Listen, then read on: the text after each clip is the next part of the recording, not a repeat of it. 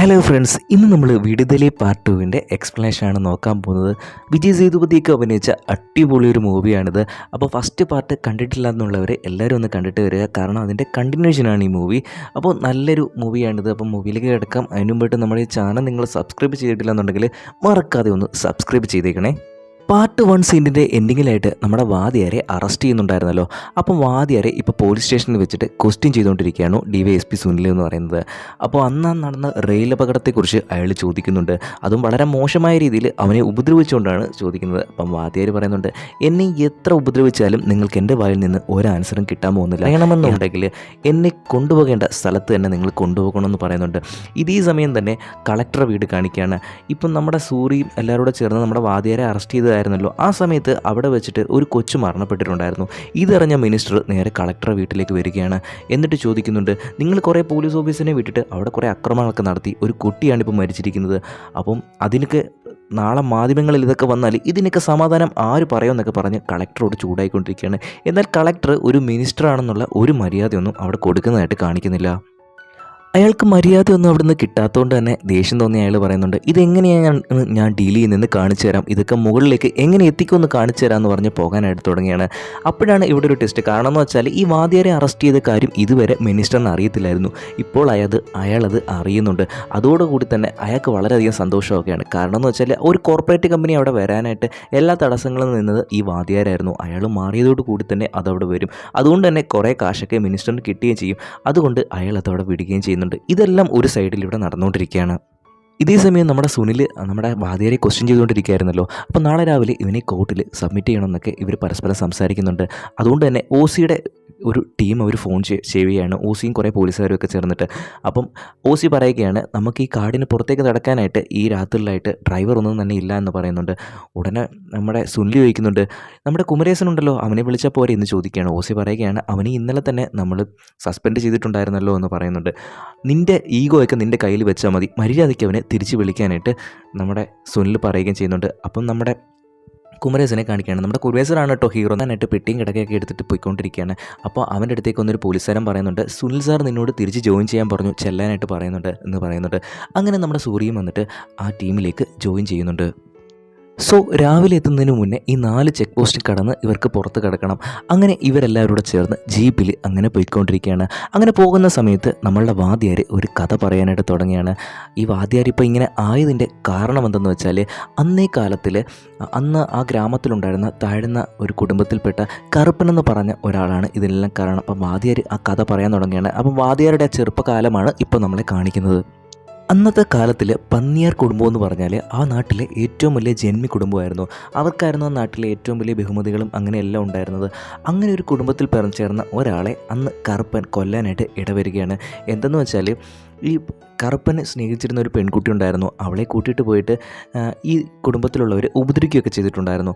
അതിന് അവൻ പ്രതികാരം വീട്ടിയായിരുന്നു. ഒരു ദിവസം രാത്രിയിൽ ഒരു 4 പേരെയും കൂട്ടിയിട്ട് അവൻ ആ വീട്ടിലേക്ക് പോകുന്നുണ്ട്. ഇപ്പോൾ ഇത് നമ്മുടെ വിജയ് സേതുപതി ഇത് കാണുന്നുണ്ടോ പോകുന്നത്. അപ്പോൾ ഇവ എന്താണെന്ന് നോക്കാനായിട്ടൊക്കെ ശ്രമിക്കുന്നുണ്ട്. അങ്ങനെ ഇവ കറുപ്പൻ ആ വീട്ടിലേക്ക് ചെന്നിട്ട് അവൻ കത്തി ഉപയോഗിച്ചിട്ട് അവിടെ ഉണ്ടായിരുന്നവരെയൊക്കെ വെട്ടിക്കൊലപ്പെടുത്തുകയൊക്കെ ചെയ്യുന്നുണ്ട്. ഇത് നമ്മളിന് ശേഷം അവൻ ആ പെണ്ണുമായിട്ട് രക്ഷപ്പെട്ട് പോകാനായിട്ട് ശ്രമിക്കുമ്പോൾ ഇത് വലിയ വിഷയമാവും എന്നൊക്കെ നമ്മുടെ വിജയ് സേതുപതിക്ക് അറിയാമായിരുന്നു. അതുകൊണ്ട് തന്നെ ഈ കറുപ്പനെ അവൻ ഒളിപ്പിച്ച് വെക്കുകയൊക്കെ ചെയ്യുന്നുണ്ട്. അങ്ങനെ പിറ്റേ ദിവസം രാവിലെ ഇതറിഞ്ഞ പന്നിയാർ വീട്ടിൻ്റെ കുടുംബക്കാരുണ്ടല്ലോ, അവർ കറുപ്പൻ്റെ വീട്ടിലെ കുടുംബക്കാരെയൊക്കെ പബ്ലിക്കായിട്ട് കൊണ്ടുവന്ന് ഒരുപാട് ഉപദ്രവിക്കുന്നുണ്ട്. അപ്പം വാദിയാർക്ക് ഇതെല്ലാം കാണുമ്പോൾ വളരെ കഷ്ടമായിട്ട് തോന്നുന്നുണ്ട്. പക്ഷേ വാദിയാരെ കൊണ്ട് അവനെ രക്ഷിക്കാനായിട്ട് സാധിക്കില്ല. അതുകൊണ്ട് തന്നെ വാദിയാർ നേരെ പോയിട്ട് പോലീസ് സ്റ്റേഷനിൽ പോലീസിനെയും കൂട്ടിയിട്ട് വരികയാണ്. അങ്ങനെ പോലീസുകാർ ഒരു തരത്തിൽ അവരെയൊക്കെ വന്ന് രക്ഷിക്കുന്നുണ്ട്. എന്നിട്ട് ആ പോലീസ് ഓഫീസർ നമ്മുടെ വാദിയാരോട് പറയുന്നുണ്ട്, ഇതിന് ഒരു പ്രതിവിധിയുണ്ട്. കാരണം എന്ന് വെച്ചാൽ അവൻ എന്തൊക്കെ കാണിച്ചു എന്ന് പറഞ്ഞാലും അവൻ ചെയ്തത് തെറ്റ് തന്നെയാണ്. അവന് ശിക്ഷ വാങ്ങിക്കൊടുത്തേ പറ്റുള്ളൂ, നിയമത്തിന് മുന്നിൽ അവനെ കൊണ്ടുവരണം എന്നൊക്കെ പറയുന്നുണ്ട്. ഇത് കേൾക്കുമ്പം വാദിയാർക്കും തോന്നുന്നുണ്ട് അതാണ് ശരിയെന്ന് പറഞ്ഞിട്ട് വാദിയാർ പറയുന്നുണ്ട്, അവനെ ഒളിപ്പിച്ച് വെച്ചിരിക്കുന്നത് ഞാൻ അവനെ നിങ്ങൾക്ക് കാണിച്ചു തരാമെന്ന് പറയുന്നുണ്ട്. എന്നാൽ ഇവിടെയാണ് വലിയൊരു ട്വിസ്റ്റ് എന്ന് പറയുന്നത്. എന്തെന്ന് വെച്ചാൽ ഈ പോലീസുകാരൻ ആ പന്നിയാർ വീട്ടിലെ ഫേവറായിട്ടിരിക്കുന്ന ഒരാളായിരുന്നു. അയാൾ ഉടനെ തന്നെ അവരെ വിളിച്ച് വിവരം അറിയിക്കുന്നുണ്ട്. അങ്ങനെ അവർ കറുപ്പനെയൊക്കെ വന്ന് കാണി ഇവർ തമ്മിലൊരു വലിയ ഫൈറ്റ് ഇടയ്ക്കൊക്കെ ചെയ്യുന്നുണ്ട്. ഇപ്പോൾ പന്നിയാരുടെ മകനാണെങ്കിൽ കറുപ്പനെ കൊല്ലാനായിട്ട് നോക്കുകയാണ്. അങ്ങനെ അവനെ വെട്ടി വീഴ്ത്തുകയും ചെയ്യുന്നുണ്ട്. നമ്മളുടെ വാദിയാർ തടയാനായിട്ട് നോക്കുന്നുണ്ട്. എന്നാൽ വാദിയാരെയും അവർ ഉപദ്രവിക്കുന്നുണ്ട്. അപ്പം കറുപ്പൻ മരിക്കുന്നതിന് മുമ്പായിട്ട് നമ്മുടെ വാദിയാരോട് ഒരു കാര്യം പറയുന്നുണ്ട്. നിങ്ങളെ വിശ്വസിച്ചതിനാണ് ഞാനിപ്പോൾ ഈ അനുഭവിക്കുന്നത് എന്ന് പറഞ്ഞിട്ട് കറുപ്പൻ അവിടെ വെച്ച് മരിക്കുകയും ചെയ്യുകയാണ്. വാദിയാർക്ക് ഇത് വളരെയധികം വിഷമമാവുകയാണ്. അപ്പോൾ പന്നിയാർ വീട്ടിലെ കുടുംബത്തിലുള്ളവരെല്ലാം അവിടെ എല്ലാം തീ കൊളുക്കുകയാണ്. എന്നിട്ട് അവർ പോവുകയും ചെയ്യുന്നുണ്ട്. ഒരു തരത്തിൽ നമ്മളുടെ വാദിയാർ അവിടെ നിന്ന് രക്ഷപ്പെട്ട് ആ ഗ്രാമത്തിൽ നിന്ന് തന്നെ പുറത്തു പോവുകയാണ്. അങ്ങനെ കുറച്ച് വർഷങ്ങൾക്ക് ശേഷം കാണിക്കുന്നു. അങ്ങനെ നമ്മുടെ വാദിയാർ കെ എന്ന് പറയുന്ന ഒരാളെ മീറ്റ് ചെയ്യുകയാണ്. ആളെന്ന് പറയുന്നത് ഒരു രാഷ്ട്രീയക്കാരാണ്. ജനങ്ങൾക്ക് വേണ്ടി മാത്രം, ജനങ്ങളുടെ സേവനത്തിന് വേണ്ടി മാത്രം പ്രവർത്തിക്കുന്ന ഒരാൾ. വാദിയാർക്ക് അയാളെ വളരെയധികം ഇഷ്ടമാവുകയാണ്. വാദിയാരും അയാളുടെ കൂടെ ചേർന്ന് പ്രവർത്തിക്കാനായിട്ട് തുടങ്ങിയാണ്. അങ്ങനെ കെ ഇവനൊരു ദൗത്യം കൊടുക്കുകയാണ്. എന്തെന്ന് വെച്ചാൽ പന്നിയാർ കുടുംബത്തിൻ്റെ കീഴിലുള്ള ഒരു ശർക്കര ഫാക്ടറി ഉണ്ട്. അതിനുള്ളിൽ വളരെയധികം ഉപദ്രവമൊക്കെ നടക്കുന്നുണ്ട്. അപ്പോൾ അവർക്ക് വേണ്ടിയിട്ട് സംസാരിക്കാനോ പാർട്ടിയായിട്ടോ ഒന്നും തന്നെ ഇല്ല. അങ്ങനെ ഒരാൾ, നമ്മുടെ കക്ഷിയിൽപ്പെട്ട ഒരാൾ അവിടെ ഒരു പാർട്ടി രൂപീകരിക്കാൻ നോക്കിയപ്പോൾ ആരും അറിയാതെ അവർ അയാളെ കൊല്ലുകയൊക്കെ ചെയ്തു എന്ന് പറയുന്നുണ്ട്. അപ്പോൾ ഞാൻ എന്താണ് വേണ്ടതെന്ന് വാദിയാർ ചോദിക്കുന്നുണ്ട്. നീ തൽക്കാലം അവിടെ പോയിട്ട് ഒരു സ്റ്റാഫായിട്ട് തന്നെ അവിടെ പോയി നിൽക്കണമെന്നൊക്കെ പറയുന്നുണ്ട്. അങ്ങനെ നമ്മുടെ വാദിയാർ അവിടേക്ക് പോവുകയും ചെയ്യുന്നു. അങ്ങനെ അവിടെ ചെന്ന വാദിയാരെ കുറച്ച് ദിവസങ്ങൾ കൊണ്ട് തന്നെ അവിടെ എന്തൊക്കെയാണ് നടക്കുന്നതെന്നുള്ള കാര്യം ചെറുതായിട്ട് മനസ്സിലാക്കാൻ തുടങ്ങിയാണ്. കറക്റ്റായിട്ടാണോ ശമ്പളം ലഭിക്കുന്നത്, അങ്ങനെ കുറേ കാര്യങ്ങളൊക്കെ. അങ്ങനെ അവ അവിടെയുള്ള എല്ലാവരോടും കൂടി ഒരു പാർട്ടി രൂപീകരിക്കുന്ന കാര്യത്തെക്കുറിച്ച് സംസാരിക്കുന്നുണ്ട്. തൊഴിലാളികൾക്ക് വേണ്ടി തൊഴിലാളികളുടെ കാര്യം സംസാരിക്കാനായിട്ട് ഒരു പാർട്ടിയൊക്കെ രൂപീകരിക്കണമെന്ന് അവൻ അവിടെ സംസാരിക്കുകയാണ്. ഇതൊക്കെ പന്നിയാർ വീട്ടിലെ ആളുകൾ അറിയുകയും ചെയ്യുന്നുണ്ട്. കാരണം ഇവർ ഈ മില്ലിൽ ഒരു പാർട്ടിയൊക്കെ രൂപീകരിച്ചാൽ പിന്നെ ഇവർ പറയുന്ന കാര്യമായിരിക്കില്ല അവർ കേൾക്കാൻ പോകുന്നത്, അവർ പറയുന്നതായിരിക്കും ഇവർ കേൾക്കേണ്ടത്. അതൊക്കെ ഇവർക്ക് വളരെയധികം ടെൻഷൻ ഉണ്ടാക്കിയിട്ടുണ്ടായിരുന്നു. ഇപ്പോൾ ഈ പന്നിയാർ വീട്ടിലെ കുടുംബത്തിൽപ്പെട്ട അയാളുടെ ഒരു മകളായിരുന്നു മഹാലക്ഷ്മി എന്ന് പറയുന്നത്. ഇതാണ് നമ്മളുടെ ഹീറോയിൻ. ഈ ക്യാരക്ടർ അഭിനയിച്ചിരിക്കുന്നത് നമ്മളുടെ മഞ്ജു വാര്യറാണ് കേട്ടോ. നമ്മുടെ വാദിയാർ ചെയ്ത് അതുപോലെ തന്നെയായിരുന്നു രംഗസ്വാമിയും ചെയ്യാൻ ശ്രമിച്ചത്.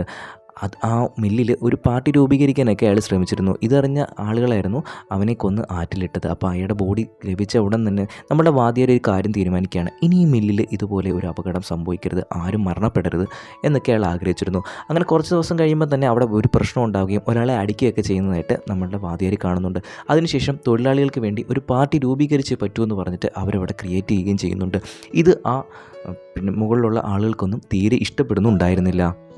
ഇതേ സമയം തന്നെ നമ്മളുടെ മഹാലക്ഷ്മിയിലെ ഹീറോയിനെ നമുക്ക് വാദിയർക്ക് ഇഷ്ടപ്പെടുകയാണ്.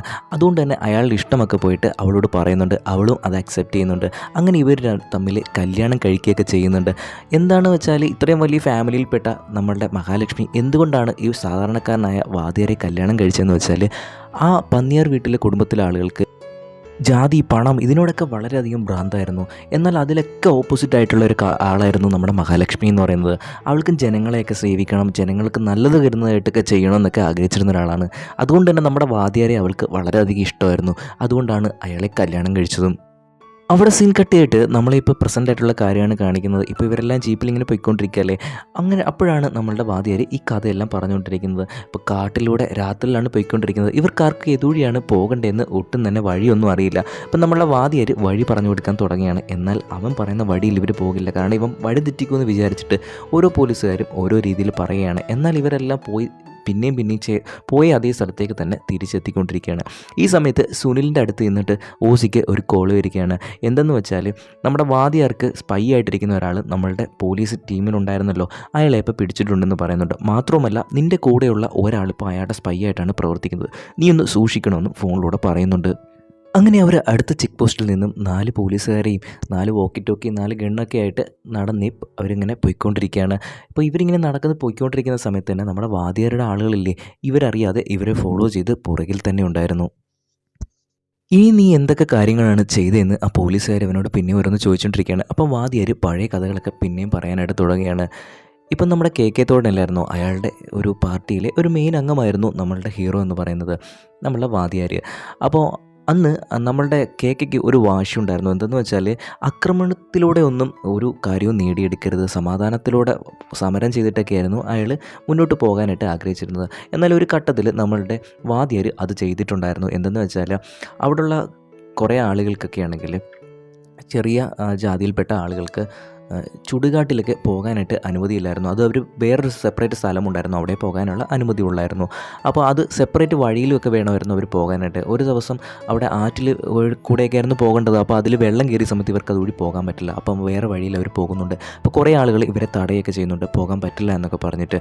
ഇവിടെ നമ്മളുടെ വാദിയാർ വന്നിട്ട് അവരോട് വഴക്കുണ്ടാക്കുകയും അവരെയൊക്കെ വെട്ടിയിടുകയൊക്കെ ചെയ്യുന്നുണ്ട്.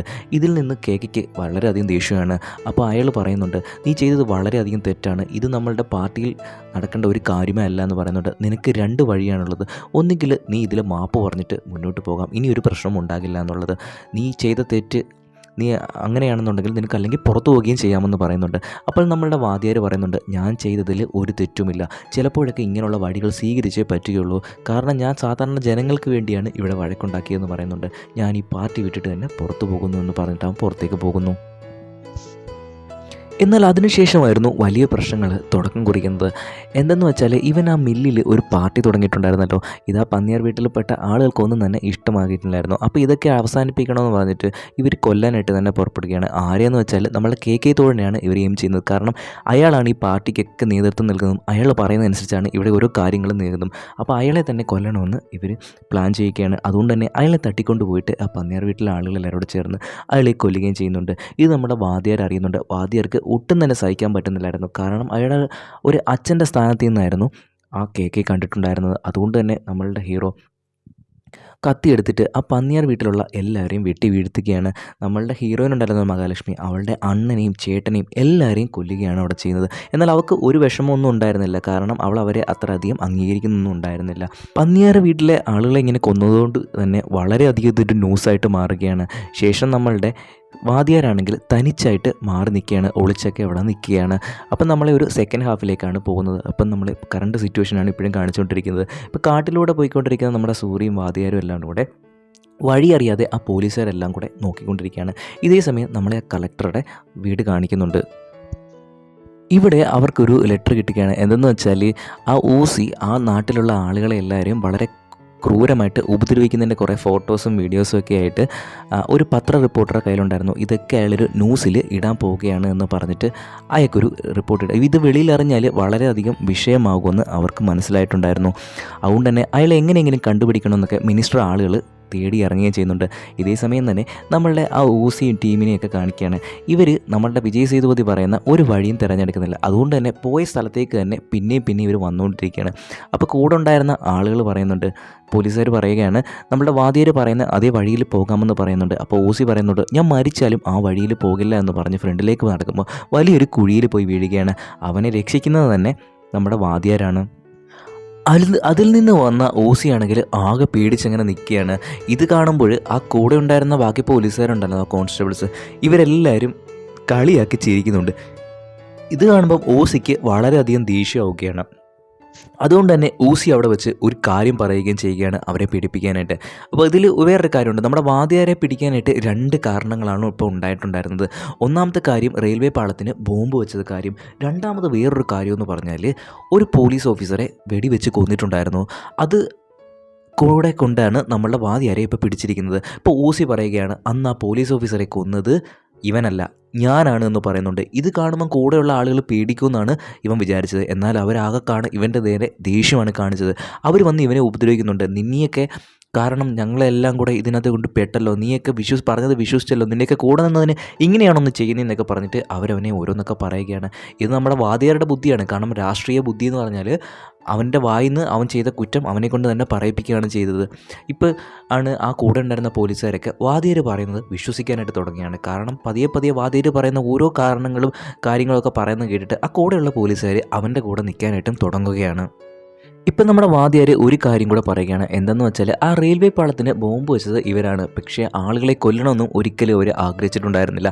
ഞങ്ങളുടെ ആളുകളാണ് അവിടെ ബോംബ് വെച്ചത്, ഞങ്ങളുടെ കാര്യം നേടാൻ വേണ്ടിയിട്ടാണ് അത് ചെയ്തത്. പക്ഷേ അതിൽ നിന്ന് ഒരാൾ മരണപ്പെടുമെന്ന് ഞങ്ങൾ ആഗ്രഹിച്ചതല്ല. ട്രെയിൻ വരുന്നതിന് അരമണിക്കൂർ മുന്നേ തന്നെ ഞങ്ങളത് എടുക്കാൻ പോയതാണ്. പക്ഷേ അത് അവിടെ വെച്ച് എങ്ങനെയോ അത് ബ്ലാസ്റ്റ് ആവുകയാണ്. പക്ഷേ ബാക്കിയുള്ള ആളുകളെയൊക്കെ പെട്ടെന്ന് തന്നെ ഞങ്ങൾ വിളിച്ച് വിവരം അറിയിച്ചിട്ടുണ്ടായിരുന്നു. റെയിൽവേ സ്റ്റേഷൻ, പോലീസ് സ്റ്റേഷൻ, അങ്ങനെയുള്ള എല്ലാ സ്ഥലങ്ങളിലും ഞങ്ങൾ വിളിച്ച് ഇൻഫോം ചെയ്തിട്ടുണ്ടായിരുന്നു. പക്ഷേ ആരും അതൊന്നും മൈൻഡ് പോലും ആക്കിയില്ല. എല്ലാവരും അത് വരട്ടെ എന്നുള്ള രീതിയിൽ തന്നെയായിരുന്നു ഇരുന്നത്.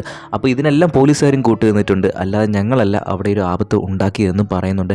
ഇവനിതൊക്കെ പറഞ്ഞുകൊണ്ട് നിൽക്കുന്ന സമയത്ത് തന്നെ നമ്മുടെ വാദിയാരുടെ ആളുകളും അങ്ങോട്ടേക്ക് വരുന്നുണ്ട്. അങ്ങനെ അവർ വന്നിട്ട് ഇവർക്ക് നേരെ ഷൂട്ട് ചെയ്യാനായിട്ട് തുടങ്ങുകയാണ്. ഇവർ തിരിച്ചും ഷൂട്ട് ചെയ്യുന്നുണ്ട്. ഇപ്പോൾ ഓസി എന്താണ് വിചാരിക്കുന്നതെന്ന് വെച്ചാൽ, ഇവനിപ്പോൾ ആ പോലീസുകാരനെ കൊന്ന കാര്യം ഇവരോട് പറഞ്ഞില്ലേ, ഇവർ പുറത്തു പോയി കഴിഞ്ഞാൽ ഇത് മറ്റുള്ള ആളുകളോടും പറയും. അതുകൊണ്ട് തന്നെ ഇവൻ്റെ ജോലി തന്നെ പോകും, ഇവനാകാൻ വിഷമത്തിലാകും എന്നൊക്കെ ആലോചിച്ചിട്ട് ഇവരെയൊക്കെ കൊന്നു കളയണമെന്ന് അവനങ്ങനെ പ്ലാൻ ചെയ്യുന്നുണ്ട്. അപ്പോൾ ഇത് നടക്കുന്നതിനിടയിൽ കൂടെ തന്നെ അതിലൊരു പോലീസുകാരനെ ഇവൻ വെടിവെക്കുകയും ചെയ്യുന്നുണ്ട്. എന്നിട്ട് പറയുന്നുണ്ട് ആ കൂടെയുള്ള ആ വാദിയാരുടെ ആളുകളാണ് ഇവനെ വെടിവെച്ചതെന്ന് പറയുന്നുണ്ട്. അപ്പോഴത്തേക്ക് വാദിയാരുടെ ആളുകളെല്ലാം ഇവരെ വന്ന് കസ്റ്റഡിയിൽ എടുത്തിട്ടുണ്ടായിരുന്നു. കാരണം ഇവരാകെ 4 പോലീസുകാരല്ലേ ഉള്ളൂ. ഇവരെല്ലാം കീഴ്പ്പെടുത്തിയിട്ടുണ്ടായിരുന്നു. ഇവരുടെ കയ്യിലുണ്ടായിരുന്ന വോക്കി ടോക്കിയും ഗണ്ണും എല്ലാം അവർ വാങ്ങിക്കുകയാണ്. എന്നിട്ട് പറയുന്നുണ്ട് അപ്പോഴത്തേക്ക് ഒരു പോലീസുകാരൻ മരിച്ചു പോയിട്ടുണ്ടായിരുന്നു കേട്ടോ. ആ ഓസിയാണ് കൊന്നത്. പക്ഷേ ബാക്കിയുള്ള ആളുകളോടൊക്കെ ഇവൻ പറയുന്നത് വാദിയാരുടെ ആളുകളാണ് കൊന്നതെന്നുള്ള കാര്യം. അപ്പം പോലീസുകാർ എല്ലാവരുടെ പിടിച്ചു വെച്ചിട്ട് മറ്റുള്ള ആളുകൾ വന്നിട്ട് പറയുന്നുണ്ട് നിങ്ങൾ ഇവിടെ നിന്ന് രക്ഷപ്പെട്ടു പോയിക്കോളൂ, ഞങ്ങൾ വിചാരിച്ചു കഴിഞ്ഞാൽ നിങ്ങളെ കൊല്ലാമെന്നൊക്കെ പറയുന്നുണ്ട്. അവരത് ചെയ്യുന്നില്ല. എന്നിട്ട് വാദിയാരെയും കൂട്ടിയിട്ട് അവിടെ നിന്ന് പോകാൻ തുടങ്ങിയാണ്. അപ്പം വാദിയാർ എന്താ ചെയ്യുന്നതെന്ന് വെച്ചാൽ അവൻ്റെ കയ്യിലുണ്ടായിരുന്ന ഒരു ഗണ്ണ് മാത്രം തിരിച്ച് ആ ഓസിയുടെ കയ്യിൽ കൊടുക്കുകയാണ്. എന്നിട്ട് നിങ്ങൾ ഇവിടെ നിന്ന് പോകാൻ പറയുന്നുണ്ട്. അങ്ങനെ വാദിയാരും കൂട്ടിനും രക്ഷപ്പെട്ടു പോകുന്ന സമയത്ത് തന്നെ ആ ഓസിയുടെ കയ്യിൽ കൊടുത്ത ഗണ്ണില്ലേ അത് വെച്ച് തന്നെ നമ്മുടെ വാദിയാരെ അയാൾ ഷൂട്ട് ചെയ്യാനായിട്ട് നോക്കുകയാണ്. അപ്പോഴും വാദിയാരും അവർ കൂടെയുള്ള ആളുകളൊന്നും തിരിച്ച് ഷൂട്ട് ചെയ്യുന്നില്ല. അവർ രക്ഷപ്പെട്ടു പോകാനായിട്ടാണ് അവിടെ നിന്ന് നോക്കുന്നത്. ഇത് അവരുടെ സീനിയേഴ്സിൻ്റെ അടുത്ത് ഇൻഫോം ചെയ്യാനായിട്ട് ഇവരുടെ കയ്യിൽ ഇപ്പം വോക്കി ടോക്കി ഒന്നും ഇല്ലല്ലോ. അതുകൊണ്ട് തന്നെ അവർ നടന്ന് തന്നെ അടുത്ത ചെക്ക് പോസ്റ്റിലേക്ക് പോവുകയാണ്. അവിടെ ചെന്നിട്ട് കളക്ടറെ വിളിച്ച് ഇൻഫോം ചെയ്യുന്നുണ്ട്. കളക്ടർക്കാണെങ്കിൽ ആകെ ടെൻഷൻ. കാരണം എന്ന് വെച്ചാൽ കളക്ടർ ഓൾറെഡി മിനിസ്റ്ററോട് പറഞ്ഞിട്ടുണ്ടായിരുന്നല്ലോ നാളെ അവനെ കോർട്ടിൽ ഹാജരാക്കുമെന്നൊക്കെ, പിടിച്ചിട്ടുണ്ട് എന്നുള്ള കാര്യമൊക്കെ. അപ്പോൾ കളക്ടർ മിനിസ്റ്റർ ആണെങ്കിൽ ഓൾറെഡി പത്രസമ്മേളനത്തിനുള്ള ഏർപ്പാടുകളൊക്കെ ചെയ്തിട്ടുണ്ടായിരുന്നു. ആകെ ടെൻഷനായിട്ട് അങ്ങനെ ഇരിക്കുകയാണ്. ഇപ്പോൾ നമ്മുടെ സുനിൽ എന്താണ് ചെയ്യുന്നത് വെച്ചാൽ പഴയ ഊസി വെച്ച് ഇനി ഒന്നും തന്നെ ചെയ്യാൻ പറ്റില്ല. അതുകൊണ്ട് തന്നെ ഫസ്റ്റ് പാർട്ടിലുണ്ടായിരുന്ന ഒരു എസ് ഉണ്ടായിരുന്നല്ലോ അയാളെ തിരിച്ചു വിളിക്കുന്നുണ്ട്. എന്നിട്ട് പുതിയ ഊസിയായിട്ട് നിയമിക്കുകയും ചെയ്യുന്നുണ്ട്. നാളെ നേരം വെളുക്കുന്നതിന് മുമ്പായിട്ട് വാദിയാരെ പിടിക്കണമെന്ന് പറയുന്നുണ്ട്. അതുകൊണ്ട് തന്നെ അയാൾ കുറേ 10-40 പോലീസിനെ ആ കാടിന് ചുറ്റുമായിട്ട് വിന്യസിക്കുകയാണ് നമ്മളുടെ വാദിയാരെ പിടിക്കാനായിട്ട്. ഇപ്പം ആ പോലീസുകാർ ഇവനെ തേടി പോയിട്ടുണ്ടായിരുന്നല്ലോ പഴയ ഊസിയൊക്കെ, അവരൊക്കെ എങ്ങനെയോ ഇവരുടെ അടുത്തേക്ക് തിരിച്ചു വരികയാണ്. അപ്പോൾ പുതിയ ഊസി പറയുന്നുണ്ട് ഞാനാണ് പുതിയ ഊസി, തന്നെ അറസ്റ്റ് ചെയ്യാനാണ് വാറണ്ട് ഉണ്ടെന്നൊക്കെ പറയുന്നുണ്ട്. നിങ്ങൾ പഴയ ഓഫീസറെയൊക്കെ കൊന്ന കാര്യമൊക്കെ എല്ലാവരും അറിഞ്ഞിട്ടുണ്ടെന്നൊക്കെ പറയുന്നുണ്ട്. ഇപ്പം പഴയ ഊസിക്ക് വളരെയധികം ദേഷ്യമാവുകയാണ്. കാരണം കൂടെ ഉണ്ടായിരുന്ന പോലീസുകാർ അവനെ ചതിച്ചതാണെന്ന് അവന് മനസ്സിലായി. ഇവരെ എങ്ങനെയെങ്കിലും കൊല്ലണമെന്നൊക്കെ അയാൾ അങ്ങനെ മനസ്സിലാഗ്രഹിക്കുകയും ചെയ്യുന്നുണ്ട്. ഇതേ സമയം നമ്മുടെ വാദിയാരുടെ ആളുകളും പോലീസുകാരും തമ്മിൽ ഒരു ഏറ്റുമുട്ടൽ വരികയാണ്. അങ്ങനെ അങ്ങോട്ടും ഇങ്ങോട്ടും ദൂരെ ഫയർ ചെയ്തുകൊണ്ടിരിക്കുകയാണ്. കുറേ ആളുകളൊക്കെ അവിടെ അങ്ങനെ മരിച്ച് വീഴുന്നുണ്ട്. ഇത് നമ്മുടെ വാദിയാർ കാണുന്നുണ്ട്. അപ്പം വാദിയാർ ചിന്തിക്കുന്നുണ്ട് ആരെയും തിരുത്താനായിട്ട് പറ്റില്ല. അപ്പോൾ അവൻ സ്വയം കീഴടങ്ങി കഴിഞ്ഞാൽ ഈ ഒരു പ്രശ്നം ഇവിടെ അവസാനിക്കുമെന്ന് അവൻ മനസ്സിൽ ചിന്തിക്കുകയാണ്. എന്നിട്ട് അവൻ്റെ കൂടെ ഉണ്ടായിരുന്ന ആളുകളോട് പറയുന്നുണ്ട് ഞാൻ പോയി കീഴടങ്ങാൻ പോവുകയാണ്. അപ്പം കൂടെയുള്ള ആളുകൾ പറയുന്നുണ്ട് ഒരിക്കലും അതിൻ്റെ ആവശ്യമില്ല, ഞങ്ങൾ ഫൈറ്റ് ചെയ്ത് നിൽക്കുമെന്നൊക്കെ പറയുന്നുണ്ട്. ഇതേ സമയം തന്നെ നമ്മുടെ സൂര്യ ആലോചിക്കുകയാണ് എന്തിനാണ് ഈ പോലീസ് ജോലിക്ക് വേണ്ടി വന്നത്. കാരണം മക്കൾക്ക് വേണ്ടിയാണ് സേവ ചെയ്യുന്ന ആളുകളാണ് പോലീസ്, ഇപ്പോൾ അവരെ തന്നെ കൊന്നൊടുക്കുകയാണെന്നൊക്കെ പറഞ്ഞിട്ട് അവ ഇങ്ങനെ ആലോചിച്ചുകൊണ്ടിരിക്കുന്ന സമയത്ത് ആ പഴയ ഊസി ഗണ്ണെടുത്തിട്ട് അവരുടെ കൂടെ ഉണ്ടായിരുന്ന ഒരു പോലീസുകാരെ ഇല്ലേ, ഈ കഥകളൊക്കെ അറിഞ്ഞ് ഇവർ 3 പേരുണ്ടായിരുന്നല്ലോ, അയാൾ ഒരാളെ കൊല്ലാനായിട്ട് നോക്കുന്നത് സൂര്യ കാണുന്നുണ്ട്. അവൻ നേരെ പോയിട്ട് ആ പിസ്റ്റൺ പിടിച്ച് വാങ്ങിക്കുകയാണ്. എന്നിട്ട് അയാളെ അവിടെ ഇട്ട് അടിക്കുകയാണ്. നീ ഒരു ഉദ്യോഗസ്ഥനാണോ എന്നൊക്കെ പറഞ്ഞിട്ട് കുറേ ഉപദ്രവിക്കുന്നുണ്ട്. എന്നിട്ട് പുതിയ ഓസിയോട് പോയിട്ട് കാര്യമെല്ലാം പറയുന്നുണ്ട്. ആ കാട്ടിൽ വെച്ചിട്ട് ഒരു പോലീസുകാരനെ കൊന്നിട്ടുണ്ടായിരുന്നല്ലോ, അത് ഈ വാദിയാരുടെ ആളുകളല്ല, ഇയാളാണ് കൊന്നതെന്നൊക്കെ കാര്യം പറയുന്നുണ്ട്. എന്നിട്ട് അയാളുടെ പിസ്റ്റണിനകത്ത് ഉണ്ടയില്ലാത്തൊക്കെ എടുത്ത് വിളിച്ച് കാണിച്ചിട്ട് തെളിയിക്കുകയും ചെയ്യുന്നുണ്ട്. അപ്പോൾ ഇവനെ എങ്ങനെയെങ്കിലും അറസ്റ്റ് ചെയ്യണമെന്നൊക്കെ ആ പുതിയ ഓസി തീരുമാനിക്കുകയും ചെയ്യുകയാണ്. താൻ കാരണം ഇനി ഒരാൾ പോലും ഇവിടെ മരിച്ചു വീഴരുതെന്ന് നമ്മുടെ വാദിയാർ ആഗ്രഹിക്കുകയാണ്. അതുകൊണ്ട് തന്നെ വാദിയാർ എല്ലാവരുടെ മുന്നിൽ വന്ന് കീഴടങ്ങുകയാണ്. എല്ലാവർക്കും ഭയങ്കര ഷോക്കാവുന്നുണ്ട്. കാരണം പുതിയ ഓസി, പഴയ ഓസി, നമ്മുടെ സൂര്യ എല്ലാവരും അങ്ങനെ നിൽക്കുകയാണ്. അവൻ മുന്നിലേക്ക് അവൻ വന്ന് കീഴടങ്ങുകയാണ്. ഇവിടെ അടുത്തൊരു ടെസ്റ്റ് എന്തെന്ന് വെച്ചാൽ അവൻ അത്രയും കീഴടങ്ങിയെന്ന് മനസ്സിലായിട്ടും ആ പുതിയ ഓസിയില്ലേ അയാൾ നമ്മുടെ വാദിയരെ ഷൂട്ട് ചെയ്യുകയാണ് ചെയ്യുന്നത്. എന്നിട്ട് കൂടെയുള്ള എല്ലാവരോടും ഷൂട്ട് ചെയ്യാനായിട്ട് പറയുന്നുണ്ട്. അങ്ങനെ എല്ലാവരും അവനെ വെടിവെച്ചുകൊണ്ടിരിക്കുകയാണ്. പക്ഷേ അപ്പോഴൊന്നും അവൻ മരിക്കുന്നില്ല കേട്ടോ. അപ്പം നമ്മുടെ സൂര്യ മാത്രം വെടിവെക്കുന്നില്ല. അവൻ പെട്ടെന്ന് ആലോചിക്കുന്നത് എന്തെന്ന് വെച്ചാൽ ഇത്രയും ആളുകൾക്ക് നല്ലത് ചെയ്യണമെന്നൊക്കെ കരുതിയിട്ടും ആ ഒരു മനുഷ്യൻ വന്ന് കീഴടങ്ങിയിട്ടും ഇവരിങ്ങനെ ചെയ്തല്ലോ. ഇതൊക്കെ ഓർക്കുമ്പോൾ അവന് വളരെയധികം വിഷമമാവുകയാണ്. കാരണം അവനെ കുറച്ച് നേരം കൊണ്ട് അടുത്തറിഞ്ഞ ഒരാൾ കൂടിയായിരുന്നല്ലോ നമ്മുടെ സൂര്യ എന്ന് പറയുന്നത്. അപ്പോൾ സൂര്യയുടെ അടുത്ത് നിന്നൊരു കോൺസ്റ്റബിൾ ഒരു ഗണ്ണ് വെച്ച് ഷൂട്ട് ചെയ്യുന്നുണ്ട്. അവസാനത്തെ ആ ഷൂട്ടിൽ അയാൾ അവിടെ വെച്ച് മരിച്ചു പോവുകയും ചെയ്യുന്നുണ്ട് വാദിയാർ. അപ്പം നമ്മുടെ സൂര്യയ്ക്ക് ഇതൊട്ടും തന്നെ താങ്ങാൻ പറ്റുന്ന ഒരു സിറ്റുവേഷൻ ആയിരുന്നില്ല. ആരും ചെയ്യാത്ത ഒരു കാര്യം തനിക്ക് ചെയ്യാൻ പറ്റിയെന്ന് പറഞ്ഞിട്ട് പുതിയ ഓസി അവിടെ സന്തോഷത്തോണ്ടിരിക്കുകയാണ്. എന്നാൽ ഇങ്ങനെയൊരു നല്ലൊരു മനുഷ്യനെ ഈ യൂണിഫോം ഇട്ട് ഇവന്മാരുടെ കൂടെ ചേർന്ന് ഞാൻ കൊന്നല്ലോ എന്നോർത്ത് സൂര്യ അവിടെ വിഷമിച്ചുകൊണ്ടിരിക്കുകയാണ്. ഇപ്പോൾ പുതിയ ഓസി വന്നിട്ട് നേരെ അവർ കളക്ടറെ വിളിച്ച് ഇൻഫോം ചെയ്യുകയാണ് നമ്മുടെ വാദിയാരെ എൻകൗണ്ടർ ചെയ്ത് കൊന്നു എന്നുള്ള കാര്യമൊക്കെ. അപ്പോൾ നമ്മളുടെ സൂര്യക്ക് വളരെയധികം വിഷമമാണ്. ഇങ്ങനൊരു ജീവിതം അവൻ എന്തിനാണ് കിട്ടിയെന്നൊക്കെ പറഞ്ഞിട്ട്, ഇത് യൂണിഫോം എന്തിനാണെന്നൊക്കെ പറഞ്ഞ് അവൻ ആലോചിച്ചുകൊണ്ടിരിക്കുകയാണ്. അപ്പോൾ ഈ വാദിയാരുടെ ഡെഡ് ബോഡിയും കൊണ്ടിട്ട് ഇവർ ആ മലയിൽ നിന്ന് താഴേക്ക് ഇറങ്ങുകയാണ്. അപ്പോൾ അവർ ജീപ്പിലുള്ളത് എന്ന് പറയുന്നത് പുതിയ ഓസിയുണ്ട്, പഴയ ഓസിയുണ്ട്, അതുപോലെ 2 കോൺസ്റ്റബിൾസും ഉണ്ട്, അതുപോലെ വാദിയാരുടെ ബോഡിയുമുണ്ട്. ആ വണ്ടി ഇപ്പോൾ ഓടിക്കുന്നത് സൂര്യയാണ്. ഇവരിപ്പം ആ മല ഇങ്ങനെ ഇറങ്ങി വരുന്ന സമയത്ത് നമ്മുടെ സൂര്യ നല്ല സ്പീഡിൽ വന്നിട്ട് ആ വണ്ടി നേരെ കൊക്കയിലേക്ക് കൊണ്ടുപോവുകയാണ്. എന്നിട്ട് കൊക്കയിലേക്ക് വീഴാനായിട്ട് സമയത്ത് സൂര്യ അവിടെ നിന്നും എടുത്ത് ചാടുകയും ചെയ്യുന്നുണ്ട്. ബാക്കിയുള്ളവരൊക്കെ എന്തിനാണ് ഒരു ജന്മം എന്ന് പറഞ്ഞിട്ട് മരിക്കട്ടെ എന്ന് പറഞ്ഞിട്ട് അവനങ്ങനെ ചെയ്യുകയാണ്. എന്നിട്ട് യൂണിഫോം ഇനി അവൻ എന്തിനാണ് എന്ന് ചോദിച്ചിട്ട് തൊപ്പിയെടുത്ത് അതിലേക്ക് എറിയുകയും ചെയ്യുന്നുണ്ട്. ഇതാണ് സംഭവിച്ചതെന്ന് പറഞ്ഞിട്ട് സൂറി ഒരു ലെറ്റർ എഴുതി അവസാനിപ്പിക്കുന്നതായിട്ടാണ് നമ്മളെ കാണിക്കുന്നത്. അടുത്ത തവണ ശമ്പളമോ ലെറ്ററോ എൻ്റെ അടുത്ത് നിന്ന് വന്നിട്ടില്ല എന്നുണ്ടെങ്കിൽ ഞാൻ ജീവനോടെ ഇല്ല എന്ന് അമ്മ കരുതിക്കോണമെന്ന് പറഞ്ഞിട്ട് ഈ സിനിമ ഇവിടെ വെച്ച് എൻഡ് ചെയ്യുകയും ചെയ്യുന്നുണ്ട്. അപ്പോൾ നിങ്ങൾക്ക് ഈ എക്സ്പ്ലനേഷൻ ഇഷ്ടപ്പെട്ടെന്നുണ്ടെങ്കിൽ ഉറപ്പായിട്ടും വീഡിയോ ലൈക്ക് ചെയ്യുക, നിങ്ങളുടെ ഫ്രണ്ട്സിലേക്ക് ഷെയർ ചെയ്തെത്തിക്കുക. അതുപോലെ നിങ്ങൾക്ക് വേണ്ട മൂവീസൊക്കെ റിക്വസ്റ്റ് ആയിട്ട് ഒന്ന് കമൻറ്റ് ചെയ്തേക്കണേ. നമുക്ക് ആ മൂവീസ് ഇനി ചെയ്തു തുടങ്ങാവുന്നതാണ്.